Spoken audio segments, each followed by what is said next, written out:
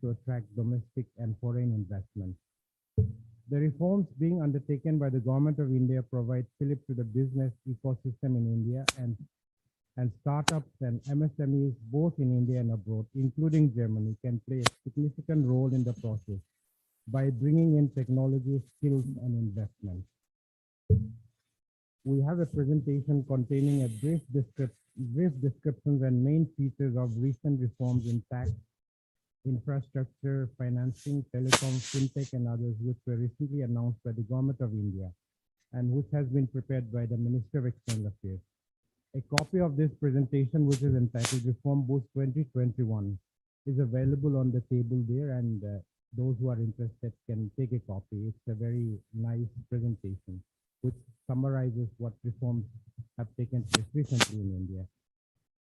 And it is also clearly evident that the Indian economy is bouncing back very strongly. Domestic consumption is increasing and industrial production is at pre-COVID levels. In fact, the IMF announced just last week on 12th of October that India's economy, which contracted by 7.3% due to the COVID pandemic, is expected to grow by 9.5% in this year in 2021 and 8.5% in 2022. So against the backdrop of the Atmanirbhar Bharat Abhiyan, the objective of today's conference is to enable the participants to explore global markets, particularly India and Germany.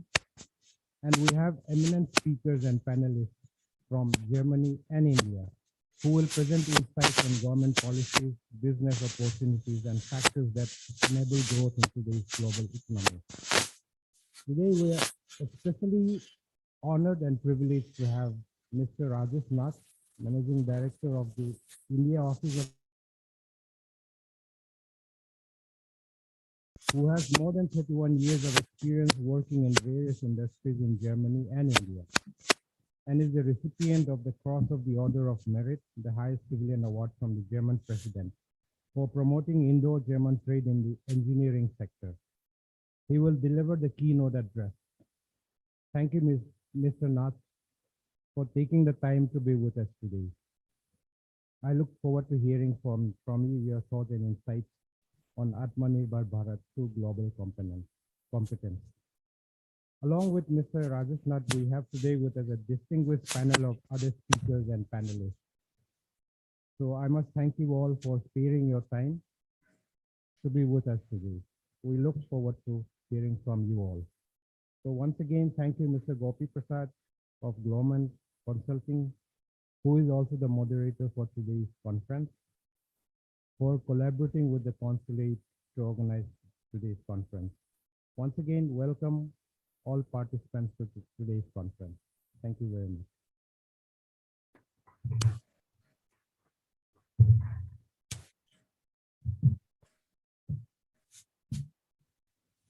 Thank you very much for those kind words and very encouraging support that we received from the Consulate General of India for organizing this conference. Now, ladies and gentlemen, we have the honor of having as our keynote speaker, Mr. Rajesh Nath, Managing Director of VDMA, India. I request Mr. Rajesh Nath to kindly join us online and deliver us the keynote speech. Thank you. Thank you. Thank you so much, Gopi, and thank you, Honorable Consul General. Also, a hearty welcome to all our participants. Guten Morgen to the participants from Germany, and namaste and good day to the participants who have joined in India. I think it's a very relevant topic that has been selected, Atmanirbhar Bharat, through global competence. And I would now like to share my screen and run the presentation.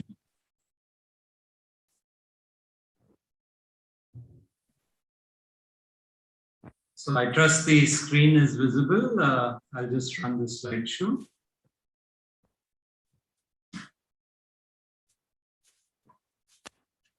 So friends, coming first to the economic and industrial scenario in India, as Honorable Consul General already mentioned, that India is on the path of growth, and we are expecting a growth of about 8.5 to 9.5%. However, for the benefit of our viewers from Germany, I would briefly like to run through the COVID-19 timeline, what was there in India. So friends, India had one of the strictest lockdown globally, and almost you could say from 25th March to 31st May, there was a complete lockdown in India. After the economy started opening, we saw a strong rebound from the period September 2020 to February 21. Friends, India began with the vaccination program on 16th January. And after that, actually, we were hit by the second wave, which hit us from mid-March 2021. And this was quite a severe impact it had, not only on the lives and livelihood, but also on the development in the country. Then afterwards, more or less, you could say from 15 June onwards, the restrictions started easing out in India. The government also went quite actively with the vaccination program. And in fact, we have, I think, we have a world record when on 17th September 2021, 22.6 million doses were administered in a single day. In fact, if we would have compared that to Germany, in 4 days, we would have been able to cover the complete population of Germany with one shot, and maybe in 8 to 10 days, both the shots. However, India has a huge population. But the good factor is that the COVID cases in India are reducing. And in fact, we are now below 14,000 cases, and as per 16th October, 144 deaths. So friends, today is also a landmark because India has crossed the 1 billion vaccination doses. In fact, 50.3% of our population has received more than one dose, and almost 20.2% of the population are fully vaccinated. So certainly the aim of the Indian government is to vaccinate the adult population by December. And certainly with the speed with which the vaccination drive is going on in India, we are covering on an average of about 12 to 15 million doses every day. Coming to the economic scenario in India, friends, certainly with the COVID, it had an impact on the Indian economy because of the lockdown. The first phase of lockdown, the GDP in India in that quarter dipped by 24.4%. However, as you can see, you could almost call it a V-shaped recovery. I'll just see if it is, yes. So if you see here, friends, India had a V-shaped recovery, and when the economy opened up, we certainly saw a strong growth, a strong rebound of the Indian economy. And also the first quarter of 21-22, there has been a growth of 20.1%. As Honorable Counsel General already mentioned, India is looking at, in fact, International Monetary Fund has forecasted a growth of about 9.5% in 2021, against a contraction of 8% which we had in 2020. We are quite hopeful that the growth will be there and it will be sustained beyond 21, and for 22 also around 8.5% of growth is expected. Also, one can see when we look at the Purchasers Manager Index, we can see manufacturing sector has been growing. In fact, here are the July figures. August also we saw a good growth in the manufacturing industry in India. So overall, I think we are on the path of recovery, a strong reboot of the GDP growth also. The growth in India, friends, this is very interesting, especially for our friends who have joined from Germany. India took 63 years to become a $1 trillion economy. The next trillion was attained. It took us 7 years to become a $2 trillion economy. And then it took us only 3 years to become a $3 trillion economy. The larger aim of the Indian government is to make India a $5 trillion economy by 2025. And if we see the FDI inflows into India, I think this has also been growing considerably, and we have seen a very healthy growth of the foreign direct investments coming into the country. Now, one of the schemes of the Indian government has been during the pandemic, as part of Atmanirbhar Bharat, is also the production-linked incentive scheme, which I feel is very important and very relevant and pertinent, especially for the manufacturing industry in India. Friends, why is it so important that the manufacturing industry in India really gets a boost? For the larger picture to become a $5 trillion economy by 2025, the manufacturing industry has to contribute at least $1 trillion. And that can be achieved when we have progressive schemes like the production-linked incentive scheme. Actually, 13 sectors have been identified under the production-linked incentive scheme. And the total outlay from the government side is about 19.6 billion. Now, what are the benefits? How will the production-linked incentive scheme really help the manufacturing industry? The aim is to increase India's participation in the global value chain. And certainly it will also help to attract investments coming into the country, create a strong ecosystem for manufacturing in India, domestically help to prevent the supply chain disruptions, what we saw during COVID, and also what is important to make India an integral part of the global supply chain. And we are looking to increase our exports from India. This will also be covered later on by Mr. Gopi, I think, during the course of this seminar. Now, I would just like to highlight one of the production-linked incentive scheme, which was for the electronic and mobile sector. And we've seen, in fact, this, just to take you down the timelines here, the first round was in July, 31st July 2020, and some very large names, internationally well-reputed names, Foxconn, Wistron, Pegatron, Samsung, they have applied in the first round. And in fact, there was commitment of investments of about 1.51 billion. The second round, which was in March 2021, and again, we have big names like Dell, Foxconn, Dixon, here showing their interest. So I think this augurs very well for India's growth story and the attempt of the government to attract foreign direct investments into the country. So I think the production-linked incentive scheme should help to give a boost to the manufacturing industry and would also contribute for India's growth story in the manufacturing sector. Friends, I would also like to touch upon the Indo-German trade.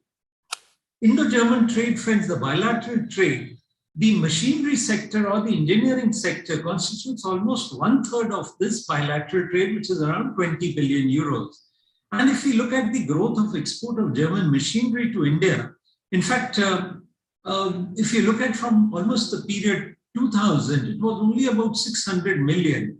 It attained the peak in 11-12, where it touched almost 3,600 million. So almost a 6-time growth in a period of about 10 to 12 years.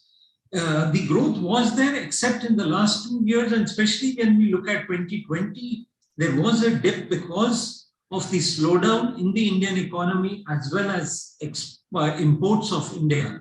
So it came down to, in 2020, the exports dipped by about 23%. However, what is important, friend, here is some of the important sectors you can see of the growth of the exports. So if we look at the total exports are 2.3 billion, and some of the top segments, power transmission, valves, machine tools, air handling technology, construction equipment, food processing, and packaging machinery. These would constitute the top 6 segments of German exports to India in the engineering sector. However, I think what is important, friends, is that the trade is not only in one direction. We have also a strong growth of engineering exports from India to Germany, although at a lower level. But still, as you see, it has been growing consistently from 95, 96 onwards. And presently, again, in 2020, there was a dip of about 9%. I would also like to touch upon which an important aspect was the business climate survey undertaken by VDMA amongst its members in India. And friends, we have tried to compare the results of the business climate survey that was done in autumn 2020 as well as in spring 2021. And you can see a clear change in sentiments. In fact, in 2020, 2021, when we did the survey, 37% of the companies reported good business, whereas in 2020, in autumn, when this was done, only 11% had reported good business. And you can also see how substantially, in fact, the companies whose business was going down, we had 26% in autumn. This was reduced to only 9%. So largely we can say 91% of the respondents, that are the German companies in India, reported good or satisfactory business as per the survey in spring 2021. Now here you can see how the sentiments have improved over the period of time going by the diffusion index. Now, what is the diffusion index? The diffusion index is of the current business situation. It is calculated by subtracting share of companies reporting good business minus share of companies reporting bad business. So whereas in spring 2020, when we hit the lockdown, it had touched 79, negative 79. In spring 2021, this has become positive 28. So we can see over the period of time how the sentiments have improved. And I'm sure when the next survey, we would be starting the next survey shortly. And the next survey, the diffusion index would certainly maybe double in when we do the October survey. Now, also when we look at the revenue growth, friends, from the respondents in 2020, they spoke about a revenue drop of 9% in 2020. Whereas in 2021, there is an expectation of 15% and above. In fact, this is very interesting. If you look at this figure, in 67% of the respondents are looking at a growth of above 10 or more percent. So 15% on an average is the expectations of the German companies to grow in India in 2021.